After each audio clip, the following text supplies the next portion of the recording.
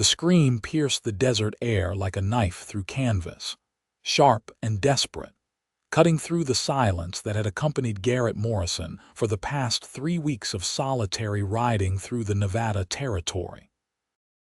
He reined in his chestnut mare, Copper, listening intently as the wind carried the sound again, a woman's voice this time forming actual words that chilled his sun-weathered skin despite the August heat of 1878. "Please, God, have mercy on me. Someone, anyone, please."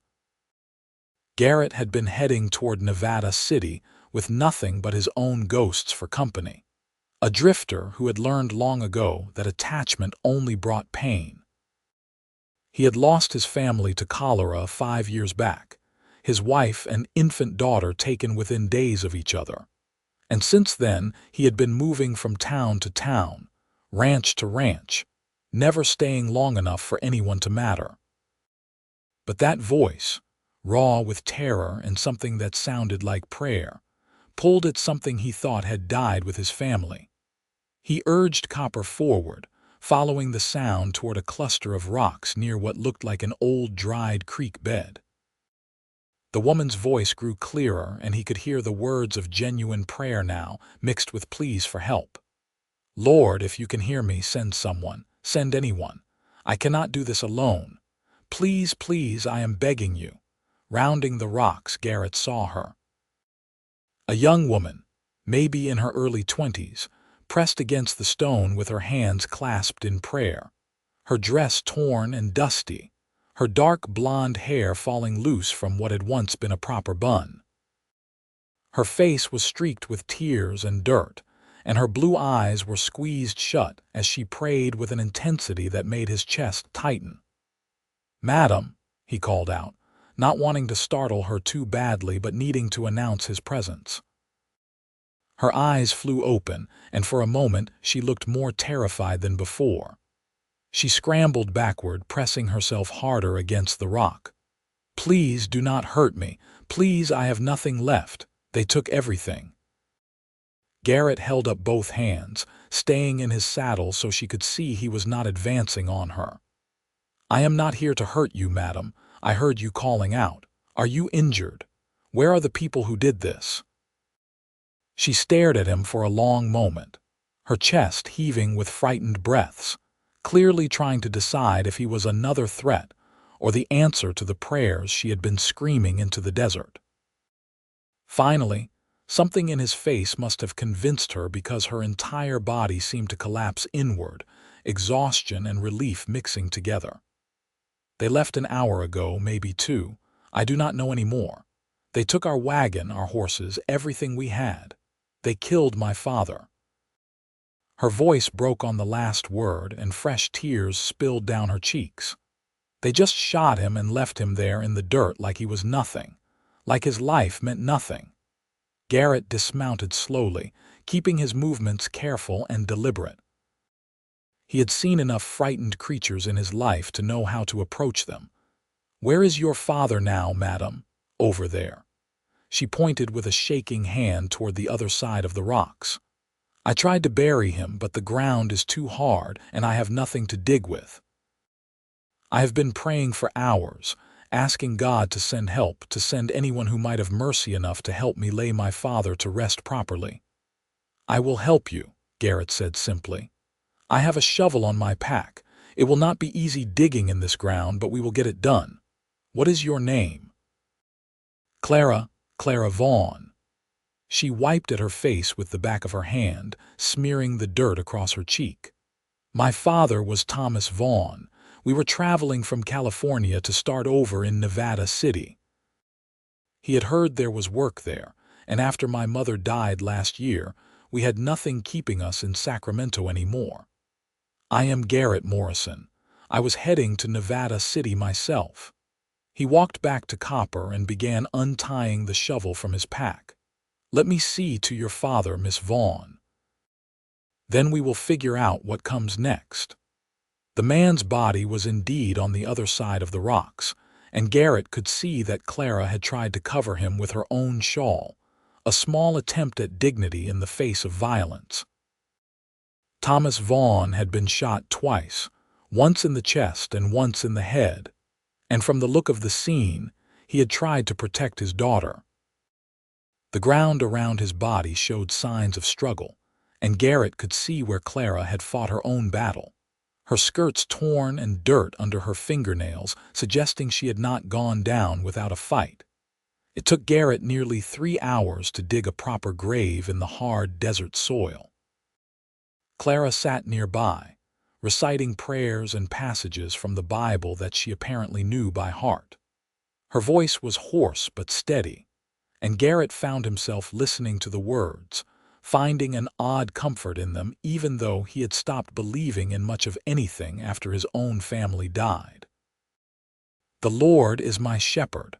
I shall not want," Clara said as Garrett lowered her father's body into the ground as gently as he could. "He makes me to lie down in green pastures. He leads me beside the still waters. He restores my soul." When it was done, Garrett removed his hat and stood quietly while Clara said her final goodbye to her father.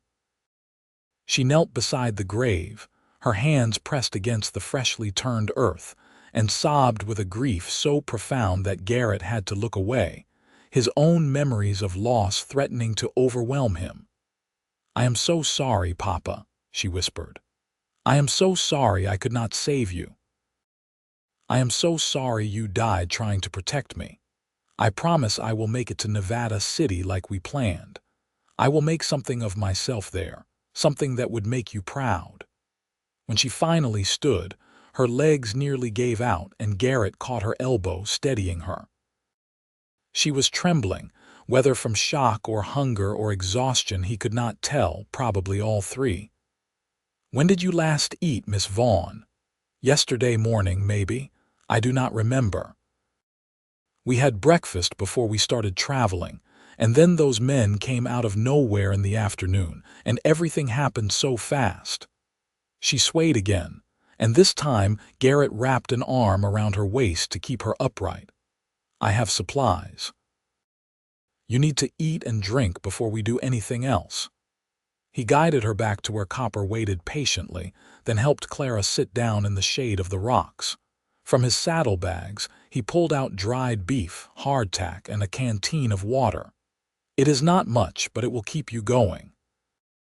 Clara took the canteen with shaking hands and drank deeply, then caught herself and looked up at him with wide eyes. "I am sorry, I should not have drunk so much. That is your water and we are in the desert. There is a creek about 5 miles north. I passed it this morning. We will refill there." Garrett handed her the food. "Eat slowly. If you have not eaten since yesterday morning, your stomach will not be happy if you rush it."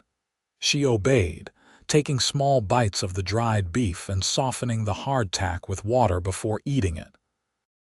Color slowly returned to her face, and her hands stopped shaking quite so badly. Garrett used the time to scout the area, looking for any signs that the men who had attacked Clara and her father might return. He found the tracks of 4 horses heading east, away from Nevada City, which was a relief. He also found evidence of the struggle, brass casings from at least 6 shots fired, and the deeper tracks where the Vaughn's wagon had been. "They took everything," Clara said when he returned to her side. "The wagon, our horses, all of our belongings. Everything my mother left me, every piece of her jewelry, every photograph, every letter. My father's tools, our money, our food. They even took the Bible that had been in my mother's family for 3 generations. Her voice was bitter now, anger mixing with the grief. "And for what?" "Because they could. Because we were 2 people traveling alone and we were easy targets. Because some men are animals who only understand taking what they want," Garrett said quietly. "I am sorry that happened to you and your father, Miss Vaughn. He died protecting you and that counts for something. That counts for a lot." "He should not have had to die at all," Clara said, but her voice was softer now, less angry and more lost. "What am I supposed to do now? I have no money, no belongings, no family. I have nothing and no one." I was praying so hard for God to send someone to send help, and then you appeared. But I do not even know what to ask for anymore. What do I do now?" Garrett sat down beside her, his back against the rock, and considered the question. He had been drifting for 5 years. No ties, no plans beyond the next town and the next temporary job. He had copper, his saddle, his guns, and enough supplies to keep himself alive, but he traveled light and traveled alone. Taking on a young woman with nothing but the torn dress on her back was not something he had planned for, not something he wanted. It meant responsibility. It meant caring about what happened to another person, and he had sworn off those things after losing Mary and little Emma. But looking at Clara Vaughn, her face streaked with tears and dirt, her eyes holding that same desperate hope that she had when she was praying, he could not just walk away. He was not that much of a bastard, not yet anyway. "Nevada City is about 3 days' ride from here, maybe 4 if we take it slow," he said finally. "I am heading there anyway, so I will take you with me.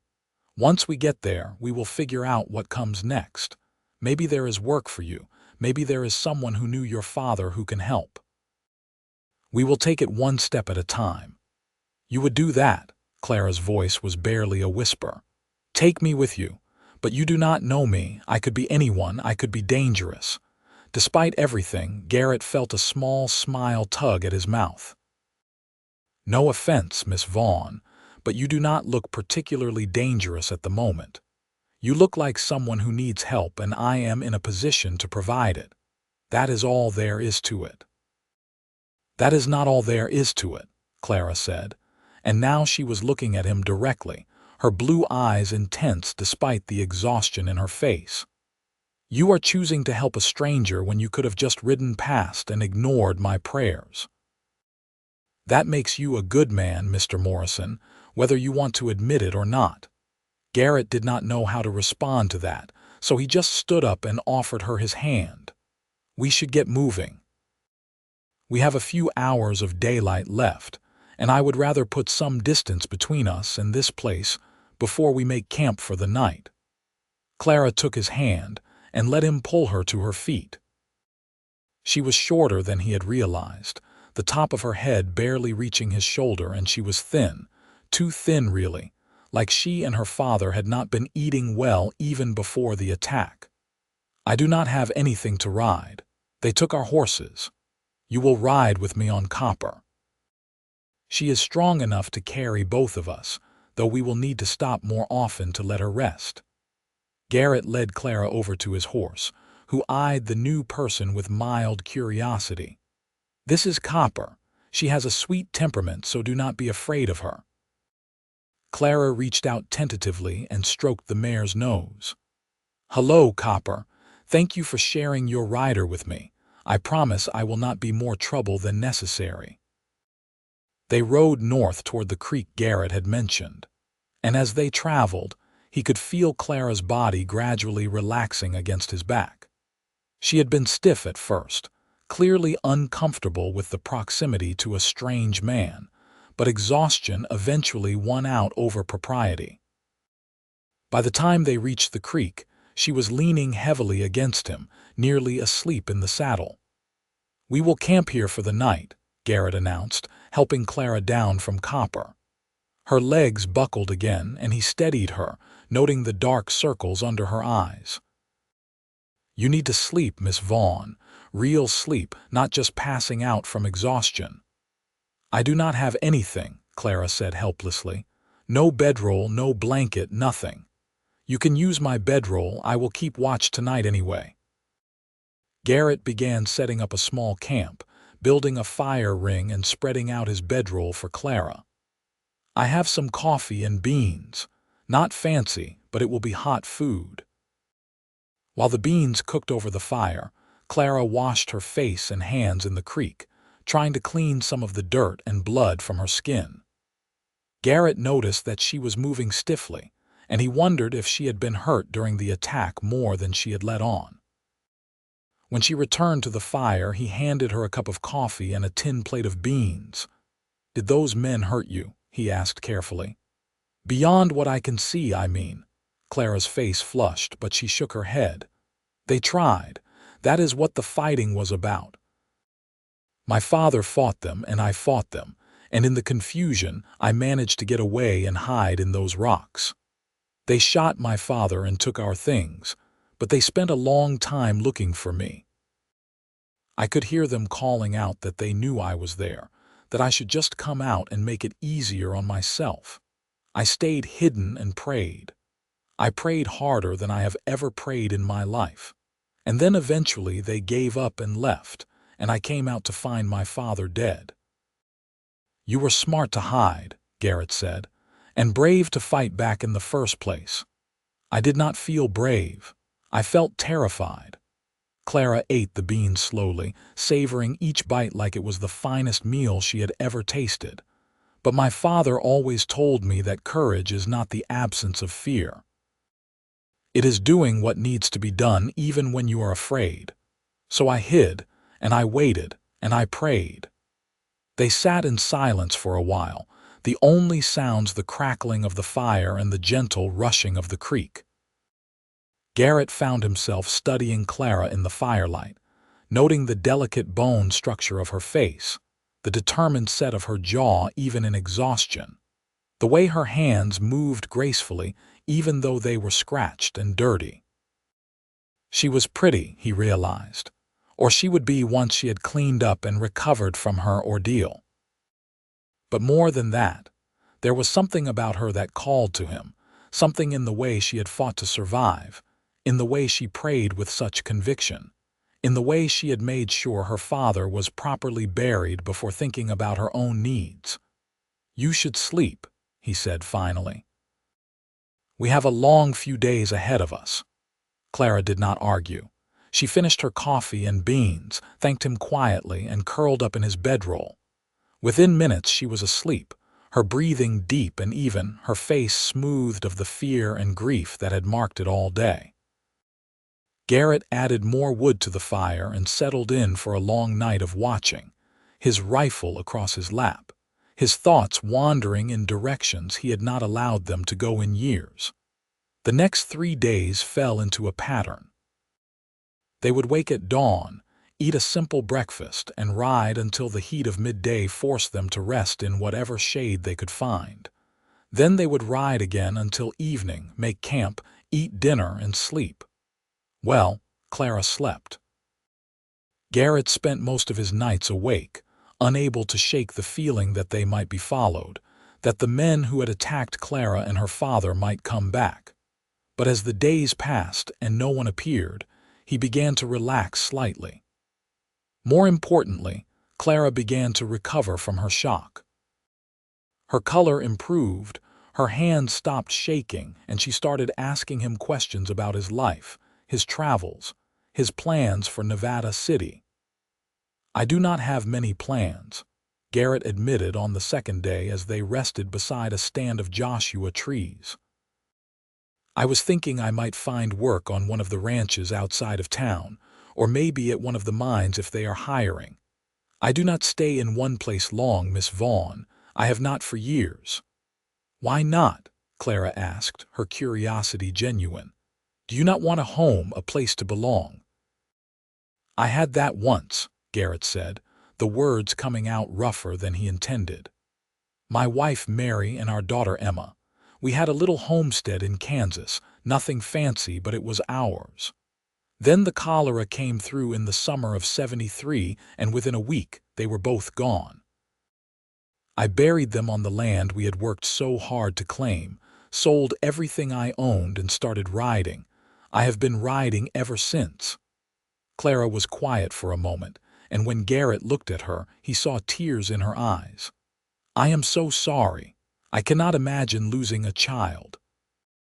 Losing my mother last year nearly destroyed my father and me, but a child, that is different.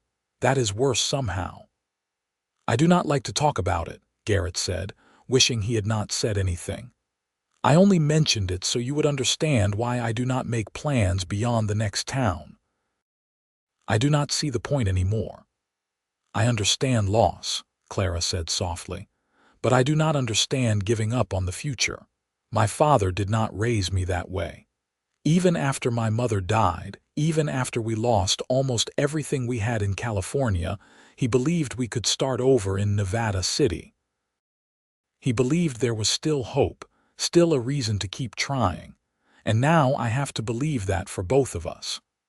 On the third day, as they crested a ridge and saw Nevada City spread out in the valley below, Clara let out a small gasp. "We made it." "I was starting to think we would never get here, that something else would go wrong. But we made it." "We made it," Garrett agreed, feeling an odd sense of satisfaction. He had kept her safe, gotten her to her destination, and now she would be someone else's responsibility.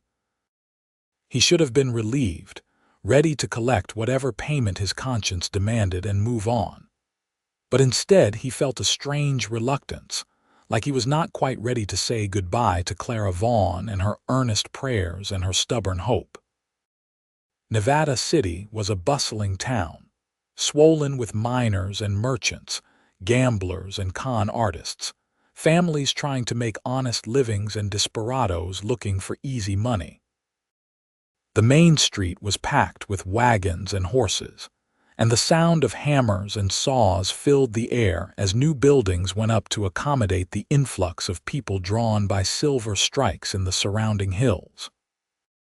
Garrett guided Copper through the crowded streets, very aware of Clara's arms around his waist, of the way she pressed close as people jostled past them. "We should find you a place to stay first," he said. "Somewhere safe." "I do not have money for a hotel," Clara reminded him. "I do not have money for anything. There might be a boarding house that will take you on credit, or maybe a church that can help." Garrett was making it up as he went, unsure of what resources a town like this might have for a destitute young woman. "We will figure something out." They found help at the First Methodist Church, a modest wooden structure on a side street. The Reverend, a kind-faced man named Samuel Carter, listened to Clara's story with growing sympathy. His wife Margaret stood beside him, her expression fierce with indignation at what had happened to Clara and her father. "Those bandits are a plague on this territory," Margaret Carter said, her hands on her hips. "They have been attacking travelers on that route for months now, and the law cannot seem to catch them. I am so sorry about your father, dear. No one should have to experience such violence." "We can offer you a room here in the church house," Reverend Carter said. "It is not much, just a small room we usually keep for visiting ministers, but it has a bed and a wash basin. You would be safe here, Miss Vaughn, and you could stay as long as you need while you figure out your next steps." Clara's relief was palpable. "Thank you, Reverend. Thank you so much. I do not know how I can ever repay your kindness." "You can repay it by getting back on your feet and helping the next person who needs it," Margaret Carter said firmly. "That is how kindness works, dear. It is meant to be passed along." Garrett helped Clara settle into the small room, which was indeed modest but clean and comfortable. As he set down his saddlebags, planning to leave her some of his supplies, Clara caught his arm. "You are not leaving already, are you?" "I need to find a place for Copper and myself," Garrett said, but even as he said it, he realized he did not want to leave. "But I will come back tomorrow, make sure you are settled, maybe help you find work if that is what you want." "What I want is for you not to disappear," Clara said, and there was a vulnerability in her voice that made Garrett's chest ache. "I know you do not owe me anything, Mr. Morrison. You have already done more than anyone could expect. But you are the only person I know in this entire town, and the thought of you just riding away and me never seeing you again, it makes me feel like I am drowning all over again." Garrett looked at her, really looked at her, and saw not just a frightened young woman but someone who was fighting to survive, fighting to hold on to hope in the face of terrible loss. He saw something of Mary in her, that same stubborn determination, that same refusal to give up even when everything seemed hopeless. And he saw something of himself too, the loneliness that he had been carrying for 5 years, the emptiness that no amount of drifting had been able to fill. "I will not disappear," he heard himself say. "I will be at the Silver Dollar Saloon. That is where I saw a sign for rooms. I will come by tomorrow morning and we will go looking for work together. How does that sound?" Clara's smile was like sunshine breaking through storm clouds. "That sounds wonderful. Thank you, Garrett, for everything." He left before he could say something foolish, before he could promise more than he should. But as he settled Copper in the livery stable and took a room at the Silver Dollar, he could not stop thinking about Clara's smile, about the way his name had sounded when she said it, dropping the formal Mr. Morrison for just Garrett. He could not stop thinking about the feel of her arms around his waist as they rode, about the determination in her voice when she talked about making her father proud, about the way she prayed with such absolute conviction that someone would come to help her. And someone had come. He had come. Garrett Morrison, who had spent 5 years avoiding connection, avoiding caring, had somehow become the answer to Clara Vaughn's desperate prayers. The question now was what he was going to do about it. The next morning, Garrett found himself standing outside the church house earlier than he had intended, his hat in his hands, feeling more nervous than he had felt in years. When Clara emerged, she was wearing the same torn dress, but had clearly done her best to clean it and herself. Her hair was braided neatly, her face scrubbed clean, and she looked rested in a way she had not before. "Good morning," she said, her smile bright. "I slept through the entire night for the first time since it happened. I forgot what it felt like to sleep without nightmares." "I am glad," Garrett said, and meant it. "Are you ready to go looking for work?" They spent the morning walking through Nevada City, stopping at various businesses and asking about employment.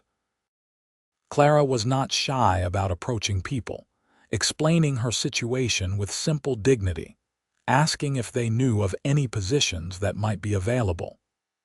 Garrett found himself impressed by her resilience, by the way she refused to be ashamed of her circumstances or to beg for charity. It was at the general store, run by a middle-aged couple named Henry and Louise Patterson, that they finally found something promising. Louise was looking for help in the store, someone to assist customers, keep inventory, and help with the bookkeeping. "My eyes are not what they used to be," Louise explained, "and my Henry is better with the heavy lifting than with the details of running a business." "I can do all of that," Clara said eagerly. "My mother taught me to read and write, and I have helped my father with his accounts since I was 12 years old. I am good with numbers, and I like talking to people." Louise looked Clara over carefully, taking in the mended dress and the earnest expression. "You are the young lady who was attacked on the road, are you not? Margaret Carter mentioned you at the church social yesterday evening, said you had been through a terrible ordeal." "Yes, madam, I am," Clara said, lifting her chin. "My father was killed and I lost everything I owned. But I am not looking for pity. I am looking for honest work, and I promise I will work hard if you give me a chance." "I believe you will," Louise said, her expression softening. "When can you start?" "Right now, if you need me," Clara said. "Tomorrow is soon enough. Come in at 8 in the morning and I will show you how we do things here.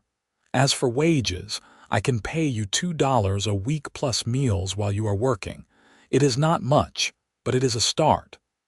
"It is more than I had an hour ago," Clara said, her voice thick with emotion. "Thank you, Mrs. Patterson. You will not regret this." As they left the general store, Clara was practically glowing with excitement. "I have a job, I have actual employment. I can start saving money, start rebuilding something. This is more than I dared hope for." "You did that yourself," Garrett pointed out. "You walked in there and convinced her you were worth hiring. I just stood there looking menacing." Clara laughed, and it was the first real laugh Garrett had heard from her. "You do not look menacing. You look protective. There is a difference." They spent the rest of the morning exploring the town, and Garrett found himself enjoying Clara's company more than he wanted to admit. She had a way of noticing small details, of finding beauty in unexpected places, of striking up conversations with complete strangers. She stopped to admire a window display of fabrics, wondering aloud what she might make if she had the money and the materials. She paused to help a young mother wrangle 3 small children, offering to hold the youngest while the mother dealt with the other 2. She complimented an old man on his dog, asking about the breed and listening with genuine interest to his rambling answer. By the time they stopped for lunch at a small restaurant, Garrett realized that he was smiling, actually smiling, something he had not done much of in 5 years. Clara had that effect he was discovering. She made the world seem a little less dark, a little less empty. "Tell me about your wife," Clara said as they ate, and when Garrett looked at her in surprise, she shrugged. "You loved her." "That is clear from the way you talk about her, or rather the way you do not talk about her. I would like to know about her if you are willing to share." Garrett was not sure he was willing, but he found the words coming anyway. "Mary was a school teacher when I met her. She was smart and kind, and she laughed at my jokes even when they were not funny. We married when I was 21 and she was 19, and we spent 3 years building that homestead together. She wanted a big family, lots of children running around. We only got the one, Emma, and she was barely 6 months old when the cholera took them both. Mary got sick first, and she was gone in 2 days. Emma lasted another day after that. I could not save either of them. I just had to watch them die." Clara reached across the table and took his hand, her grip firm and warm. "That is the worst kind of helplessness, watching someone you love suffer and not being able to do anything about it. I felt that way with my mother. She had consumption, and it took her slowly over the course of a year. Every day she got a little weaker, a little sicker, and there was nothing we could do. My father spent every penny we had on doctors and medicines, but none of it mattered in the end." "I am sorry," Garrett said, and he meant it. "That must have been terrible." It was. "But it also taught me something important. It taught me that life is fragile and unpredictable, and that we have to hold onto the good things while we can because we never know how long they will last." Clara squeezed his hand once more before releasing it.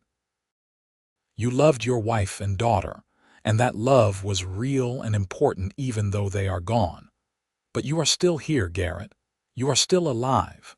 And I think maybe it is time you started living again instead of just drifting."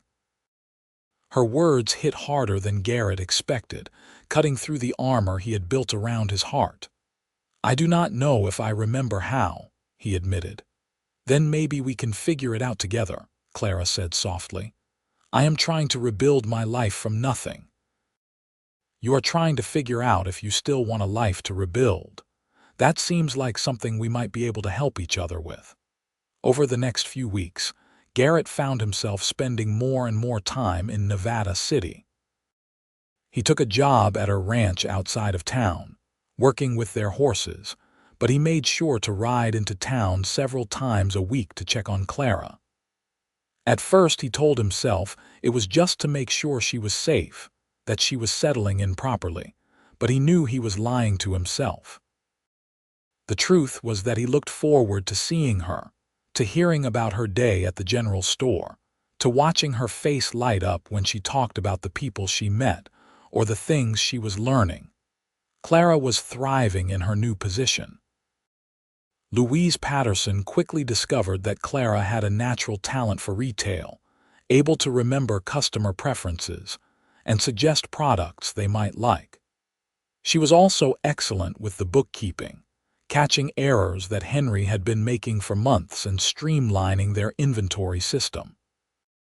By the end of the first month, Louise had increased Clara's wages to $3 a week and was talking about making her a full partner in the business eventually. "I never imagined I could be this happy again," Clara confessed one evening as she and Garrett walked along the edge of town, watching the sunset paint the desert sky in shades of orange and purple. "After my father died, I thought my life was over. I thought I would spend the rest of my days just surviving, just getting by. But now I have work I enjoy, people who respect me, a place to live.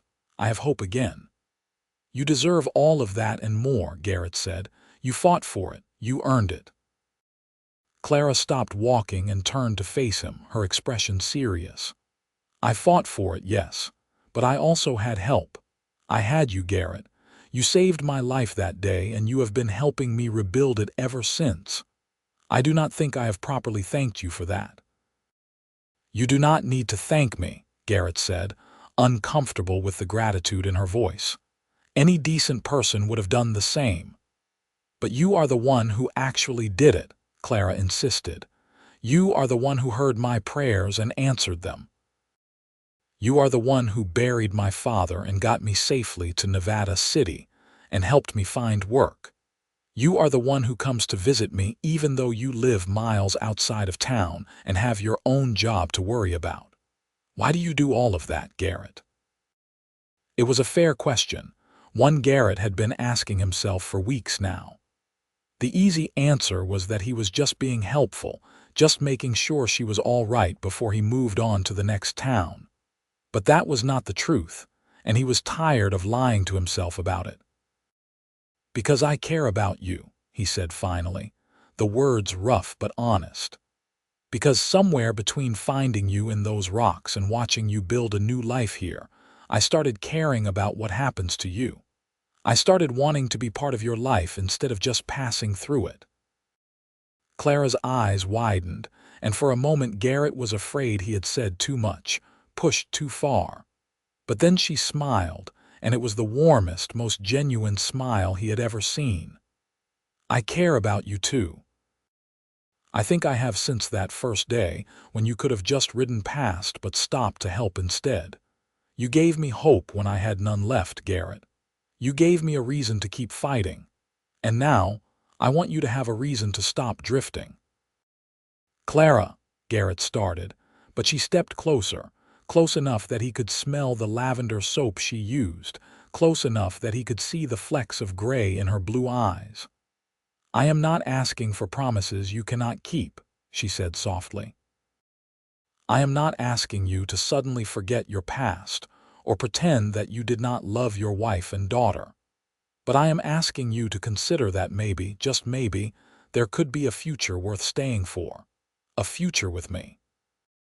Garrett felt something crack open inside his chest, something that had been frozen and locked away for 5 long years. He had thought he would never feel this way again, never want to risk his heart on another person. But Clara Vaughn, with her stubborn hope and her fierce determination, had somehow slipped past all his defenses. She had made him want things he thought he had given up on. She had made him want to stay.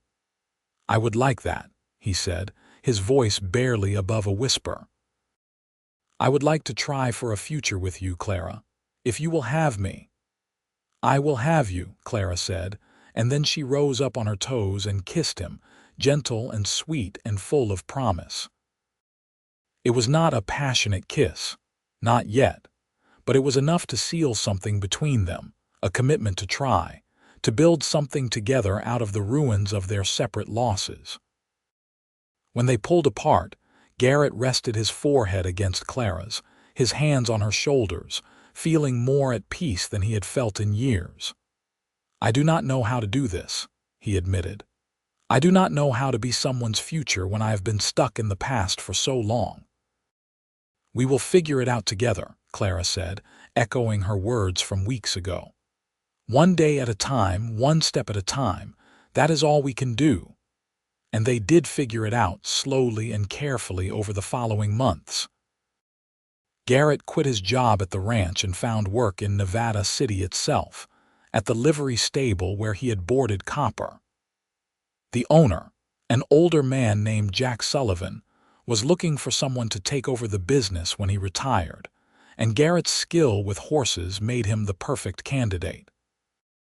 It meant Garrett could be in town every day, could see Clara regularly, could start building the kind of stable life he had not had since Mary and Emma died. Clara continued to flourish at the general store, and true to her word, Louise Patterson began training her to eventually take over more of the business operations. Clara moved out of the church house and into a small apartment above the store, a modest space but her own, and she took great pleasure in making it into a real home. She bought fabric and sewed curtains, found a used rocking chair that she repaired and refinished, hung pictures on the walls that she traded for or bought with her carefully saved wages. Garrett found himself spending more and more time in that small apartment, helping Clara with projects, sharing meals, talking late into the night about everything and nothing.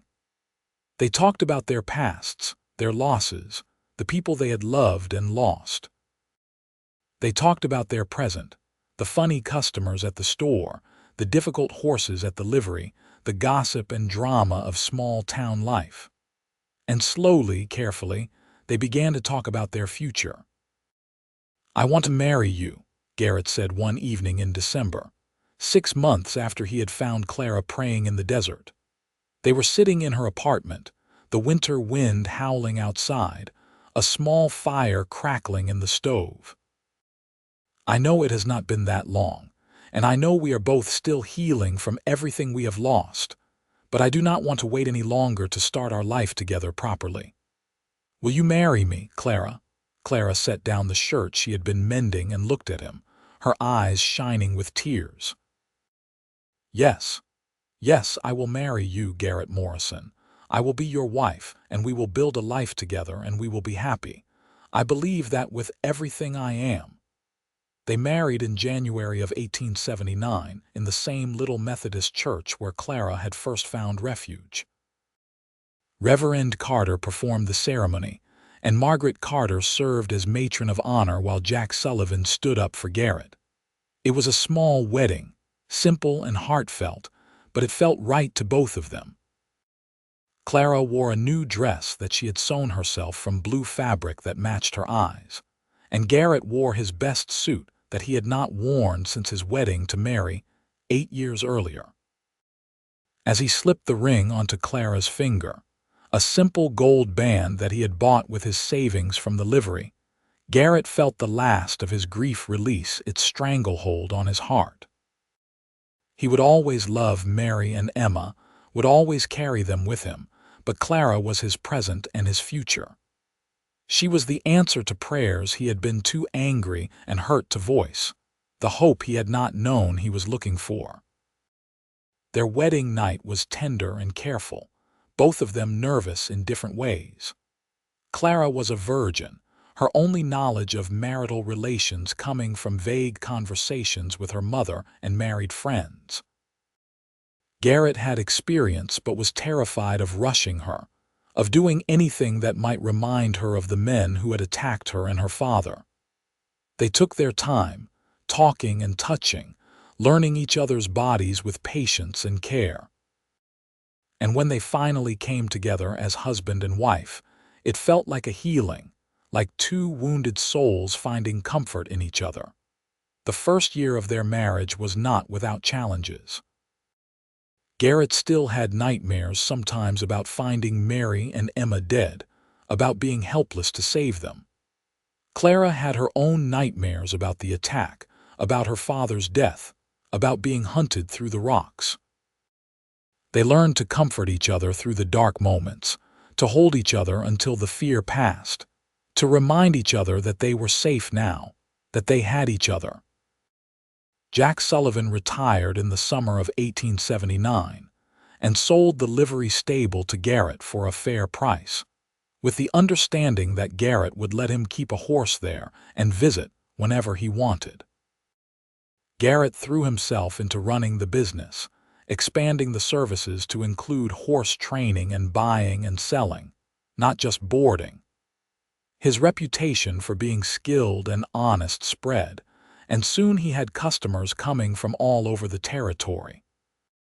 Clara eventually became a full partner in the general store, just as Louise had promised. When Henry Patterson died suddenly of a heart attack in the fall of 1880, Clara helped Louise through her grief while also taking on more of the business responsibilities. The two women became genuine friends, their partnership built on mutual respect and affection. But the thing that completed their happiness came in the spring of 1881, when Clara discovered she was pregnant. She had been feeling tired and queasy for weeks, and when Margaret Carter gently suggested that she might be expecting, Clara's first reaction was pure terror. She thought of Emma, of how Garrett had lost his first daughter to disease, and she was afraid that history might repeat itself. "What if something goes wrong?" she asked Garrett that night, her hands pressed protectively over her still flat stomach.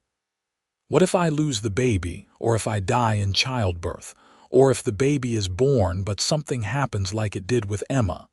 I could not bear to put you through that again." Garrett pulled her into his arms, holding her tight. "I will not lie and say I am not afraid too. I am terrified, but I am also hopeful, Clara. We are going to do everything right. We are going to take care of you and the baby, and we are going to have faith that God will see us through this." It was the first time Clara had heard Garrett speak of God with anything other than bitterness, and she pulled back to look at him in surprise. "You have faith again. You gave me that," Garrett said simply. "You prayed for help, and somehow I was the one who heard you. If that was not God working in our lives, I do not know what is. So yes, I have faith again. Maybe not the same kind I had before, but it is there." Clara's pregnancy was difficult at times. She was sick for the first few months, barely able to keep food down, and Garrett fretted over her constantly. But as she moved into the second and third trimesters, her health improved, and she began to bloom with that particular glow that pregnant women sometimes have. She continued working at the general store for as long as she could, finally stopping only a month before the baby was due, when she could no longer stand for long periods without her back aching. Garrett was attentive to the point of being overbearing, and Clara had to gently remind him several times that pregnancy was not an illness, that she was not made of glass. But she understood his fear, understood that every milestone they passed without tragedy was a relief to him. And truthfully, she appreciated his concern, even when it drove her a little crazy. Their son was born on a cold November morning in 1881, after a long and difficult labor that left Clara exhausted but triumphant. Garrett held his new son with shaking hands, tears streaming down his face as he counted tiny fingers and toes, as he marveled at the perfect little life they had created together. "He is beautiful," Garrett whispered, his voice choked with emotion. "He is perfect, Clara. You are perfect." "I cannot believe we did this." "We did," Clara said, her own voice weak but joyful. "We made a baby, and he is healthy, and I am healthy, and everything is going to be all right, Garrett. Everything is going to be wonderful." They named him Thomas, after Clara's father, with the middle name of James after Garrett's own father who had died when Garrett was young. Little Thomas Morrison was a healthy, loud baby who made his needs known with impressive lung power. He was demanding and exhausting and absolutely perfect, and both Garrett and Clara fell completely in love with him. Those first few months of parenthood were a blur of sleepless nights and constant feedings, of dirty diapers and spit-up stains, of laughter and tears and overwhelming love. Garrett discovered that being a father again was both easier and harder than he expected. Easier because he had done it before and knew the basic mechanics of caring for an infant. Harder because he could not forget Emma, could not stop himself from comparing every milestone Thomas hit to the ones Emma had reached before she died. But Clara was patient with him, reminding him gently that Thomas was not Emma, that he deserved to be his own person with his own story. And gradually, Garrett learned to let go of the comparisons, to simply enjoy his son for who he was. Thomas was a happy baby, quick to smile and laugh, curious about everything around him. He looked like Clara, with her blue eyes and her delicate features, but he had Garrett's dark hair and his stubborn chin. Life settled into a comfortable rhythm. Garrett ran the livery stable while Clara worked part-time at the general store, bringing Thomas with her in a cradle that they kept behind the counter. Louise Patterson became like a grandmother to Thomas, spoiling him shamelessly with little toys and treats. Reverend and Margaret Carter were regular visitors, as were many of the other people Clara and Garrett had befriended over their years in Nevada City. But of all their friends, none were more important than each other. On quiet evenings, after Thomas was asleep and the work of the day was done, Clara and Garrett would sit together and talk about how far they had come from that desperate day in the desert. They would remember Clara's prayers, the moment when Garrett rode around those rocks and saw her pressed against the stone, begging God for mercy. They would marvel at how that single moment had changed both their lives, had given them a second chance at happiness. "You ever regret it?" Clara asked one night as they sat on the porch of the house they had bought, a modest but comfortable home on the edge of town. "Do you ever regret stopping that day, taking on the responsibility of helping me?" "Never," Garrett said firmly, pulling her close. "You are the best thing that ever happened to me, Clara. You and Thomas both. You saved me as much as I saved you that day, maybe more." "I think we saved each other," Clara said, resting her head on his shoulder. "I prayed for mercy, for help, for someone to care, and God sent you." "You were the answer to my prayers, Garrett Morrison, and I thank God for you every single day." 2 years later, in the summer of 1884, Clara gave birth to their second child, a daughter they named Emma Mary, honoring both of Garrett's lost loved ones. Clara had suggested the name carefully, worried that it might be too painful for Garrett, but he had wept with gratitude at the gesture. This Emma was different from the first, with Clara's blonde hair and a personality that was somehow both fierce and gentle. She adored her big brother Thomas, following him everywhere once she learned to walk, and Thomas took his role as protective big brother very seriously. By 1886, the Morrisons were firmly established pillars of Nevada City society. Garrett's livery stable was the most successful in town, and he had expanded to include a saddle shop and a small blacksmith operation. Clara had bought out Louise Patterson's share of the general store when Louise finally decided to retire, and under Clara's management, the business thrived. They employed several people in both businesses, providing good jobs and fair wages, and they were known throughout the territory for their honesty and integrity. But more important than business success was the family they had built. Thomas grew into a bright, energetic boy who loved horses as much as his father did. Emma was a dreamer who could spend hours listening to stories or making up her own elaborate tales. And in 1887, they welcomed a third child, another son they named Samuel Carter Morrison, after the Reverend who had married them and who had become like family. The years passed in a blur of work and joy, challenges and triumphs. They added onto their house twice as their family grew. They took trips to visit the surrounding areas, showing their children the beauty of the Nevada territory. They attended church every Sunday, and Clara still prayed with the same fervent conviction she had shown that day in the desert, though now her prayers were usually of thanksgiving rather than desperation. Garrett learned to laugh again, really laugh, his face crinkling with genuine joy instead of just polite amusement. He learned to trust in the future instead of just surviving day to day. He learned that loving again did not mean forgetting Mary and Emma, but rather honoring them by living the kind of full, happy life they would have wanted for him. And Clara, who had lost everything and rebuilt from nothing, learned that she was stronger than she had ever imagined. She learned that tragedy did not have to define her, that she could take the worst moment of her life and transform it into something beautiful. She learned that prayers were answered, sometimes in ways you never expected, sometimes in the form of a lonely cowboy who heard your cry for help and decided to stop. On their 10th wedding anniversary, in January of 1889, Garrett and Clara left their children with Margaret Carter and rode out to the place where they had first met.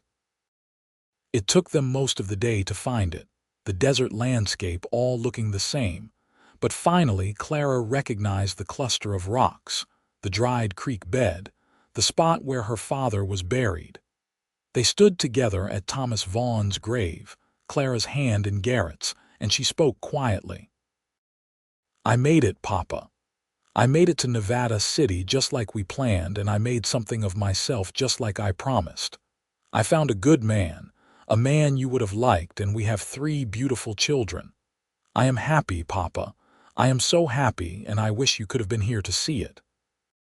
"He would be proud of you," Garrett said, squeezing her hand. "Anyone would be proud of the woman you are, the life you have built." "We built it together," Clara corrected, turning to face her husband. "I could not have done any of it without you, Garrett. You were my miracle, my answered prayer, my second chance at life. I love you so much." "I love you too," Garrett said, and he meant it with every fiber of his being. "You gave me a reason to live again, Clara. You gave me a family and a home and a future. You gave me everything." They kissed there in the desert, on the spot where their story had begun, where a lonely cowboy had heard a woman's desperate prayers and decided to become the answer she needed. It was a kiss of promise and gratitude, of love hard-won and carefully tended, of 2 people who had found each other in the worst of circumstances and built something beautiful together. As they rode back to Nevada City, back to their children and their home and their life, Clara thought about how strange and wonderful God's plans could be. She had prayed for mercy that terrible day, for someone to help her, and she had received so much more than she had asked for. She had received love and partnership, family and purpose, a whole new life that she never could have imagined. And Garrett, riding beside his wife with the setting sun painting the sky in brilliant colors, felt a peace that had eluded him for so many years. He had thought his life ended when Mary and Emma died, that he would spend the rest of his days just going through the motions. But Clara had shown him that endings could become beginnings, that loss could lead to love, that even the loneliest cowboy could find his way home if he was brave enough to answer someone's prayers. The years continued to be kind to the Morrison family. Their businesses flourished, their children grew strong and healthy, and their love deepened with each passing season.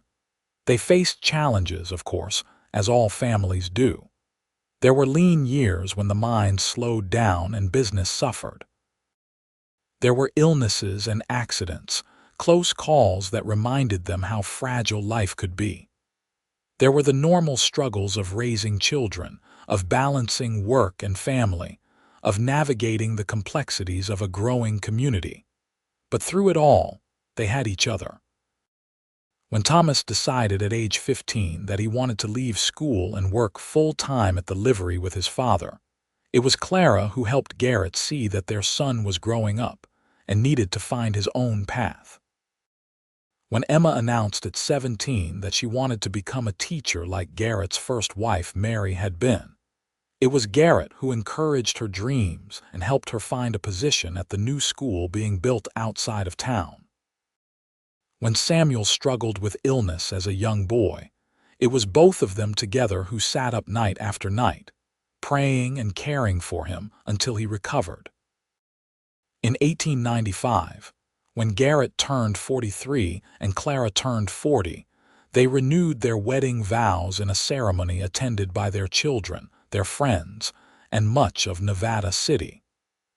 It was not because their marriage was in trouble or because they needed to recommit to each other. It was simply a celebration of what they had built, a public acknowledgement of the love that had sustained them through 16 years of marriage. "You are still the answer to my prayers," Clara told Garrett during their private celebration that night. "Every single day, you are still the answer." "And you are still my reason for living," Garrett replied. "You and our children, this life we have built. It is more than I ever thought I would have again, more than I deserve." "You deserve every bit of it," Clara insisted. "You are a good man, Garrett Morrison.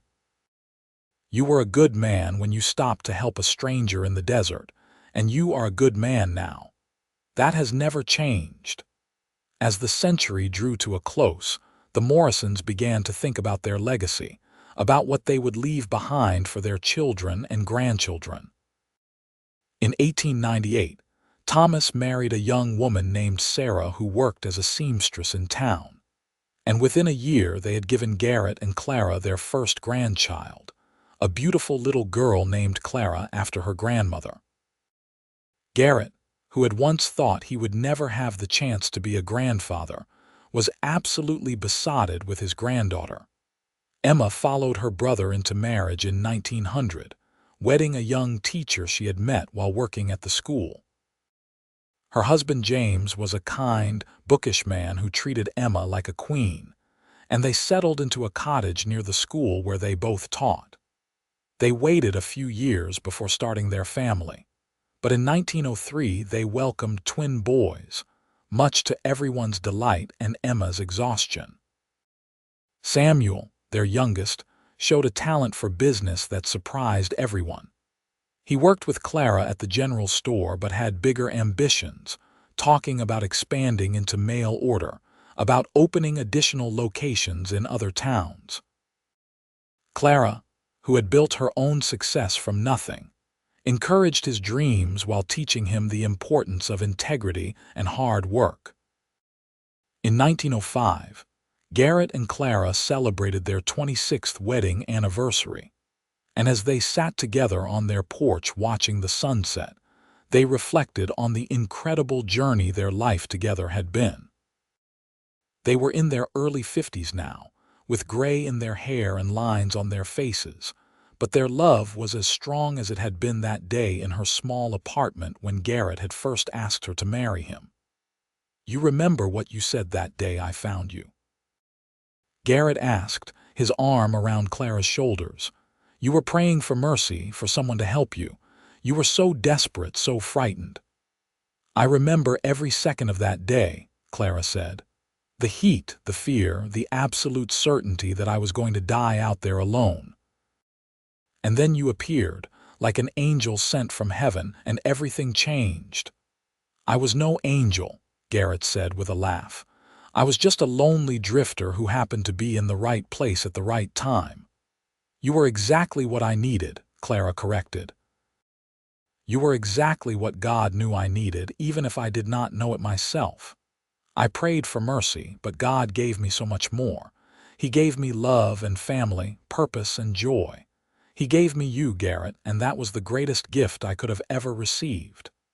"The gift was mutual," Garrett said softly. "I was dead inside when I found you, Clara. I was just going through the motions, waiting for my life to be over. But you brought me back to life. You made me want to feel again, to hope again, to love again. You saved me as much as I saved you that day in the desert." They sat in comfortable silence for a while, watching the desert sky turn from orange to purple to deep blue. The sounds of their grandchildren playing in the yard drifted up to them, along with the murmur of their adult children's voices as Thomas and Sarah, Emma and James, and Samuel all gathered for the anniversary celebration. "We did good, did we not?" Clara said finally. "We took the worst moments of our lives and built something beautiful from them. We created a family, a legacy, a love that will outlast us both." "We did better than good," Garrett agreed. "We did something extraordinary. And it all started because a lonely cowboy heard a woman praying and decided to stop and help. That one decision changed everything for both of us." "Best decision you ever made," Clara said with a smile. "Second best," Garrett corrected. "The best decision I ever made was asking you to marry me." Everything else followed from that. As the stars began to appear in the darkening sky, Clara leaned her head against Garrett's shoulder and whispered a prayer of thanksgiving, just as she did every night. She thanked God for saving her that day in the desert, for sending Garrett to answer her desperate plea for help. She thanked God for their children and grandchildren, for their health and their happiness, for the business success that had given them security and purpose. She thanked God for every day she got to spend with the man she loved, the man who had become her whole world. And Garrett, listening to his wife's soft words, added his own silent prayer. He thanked God for giving him a second chance at life, at love, at family. He thanked God for Mary and Emma, for the years he had with them, and the lessons they taught him about love and loss. And he thanked God for Clara most of all, for the woman who had taught him that it was possible to heal, possible to love again, possible to build something new from the ashes of tragedy. The Morrison family continued to thrive in Nevada City for many years to come. They watched the new century bring changes to the town and the territory, saw the rough frontier settlement transform into a proper community with schools and churches, with law and order, with opportunity and hope. They weathered economic ups and downs, personal tragedies and triumphs, always holding on to each other and the love that had sustained them through everything. Thomas eventually took over the livery stable completely, turning it into the largest such operation in the territory. His sons and daughters worked alongside him, learning the business and continuing the Morrison family tradition of honest dealing and quality service. Emma became the principal of the school where she taught, respected throughout the region for her dedication to education and her compassionate approach to students from all backgrounds. Samuel expanded the general store into a chain of 3 stores across Nevada, fulfilling his ambitious dreams while never forgetting the lessons his mother taught him about treating people fairly. And through it all, Garrett and Clara remained the foundation of the family, the love story that inspired everyone who knew them. They grew old together gracefully, their bodies showing the wear of years but their spirits remaining strong. They danced at their children's weddings and cuddled their grandchildren and eventually their great-grandchildren. They marked anniversaries and birthdays, celebrated holidays and everyday moments, treasured every sunrise and sunset they got to share. When Garrett passed away peacefully in his sleep in 1918 at the age of 66, Clara mourned him deeply, but without regret. They had been married for 39 years, and every one of those years had been a gift. She knew that he had lived a full, happy life in their time together, that he had found healing and purpose after the tragedy that had nearly destroyed him. She knew that their love story was one for the ages, a testament to the power of faith and hope and second chances. Clara lived for 7 more years after Garrett's death, surrounded by her children and grandchildren and great-grandchildren, all of them carrying forward the legacy of love that she and Garrett had built. She continued to pray every day, thanking God for the life she had been given, for the mercy that had been shown to her that desperate day in the desert when she thought all was lost. And when Clara passed away peacefully in 1925 at the age of 70, surrounded by family and love, her last words were a prayer of gratitude. "Thank you, God, for sending him to me. Thank you for every day, every moment, every blessing. Thank you for answering my prayer with exactly what I needed, even though I did not know it at the time. Thank you for Garrett." They buried Clara next to Garrett in the Nevada City Cemetery, under a cottonwood tree with a view of the desert they both loved. The headstone reads simply, "Garrett and Clara Morrison, two lonely souls who found each other and built a love that conquered all, forever together." And in the years that followed, when the Morrison children and grandchildren would tell the family story to the younger generations, they would always start with that day in the desert. They would tell of a young woman praying desperately for mercy, for help, for someone to save her. They would tell of a lonely cowboy who heard those prayers and decided to stop to help, to become the answer she needed. They would tell of how that one decision, that one act of compassion and courage, had changed two lives forever and created a legacy that would last for generations. It was a story of faith and hope, of loss and healing, of two people who found each other in the worst of circumstances and built something beautiful together. It was a story that reminded everyone who heard it that prayers are answered, sometimes in unexpected ways, sometimes in the form of a stranger who becomes the love of your life. It was a story that proved that even in the darkest moments, there is always hope, always the possibility of a second chance, always the potential for a love that can change everything. And that, ultimately, was the greatest legacy of Garrett and Clara Morrison. Not the businesses they built or the wealth they accumulated, but the proof that love can heal even the deepest wounds, that faith can move mountains, that one person's compassion can change another person's entire world. They showed that it is possible to lose everything and still rebuild, to have your heart broken and still love again, to face tragedy and still find joy. The Morrison family grew and prospered, spreading throughout Nevada and beyond, but they never forgot where they came from. They never forgot that their entire family existed because a lonely cowboy heard a woman praying and decided to be the answer to her prayers. They never forgot that love, real love, requires courage and compassion, patience and persistence, faith and hope.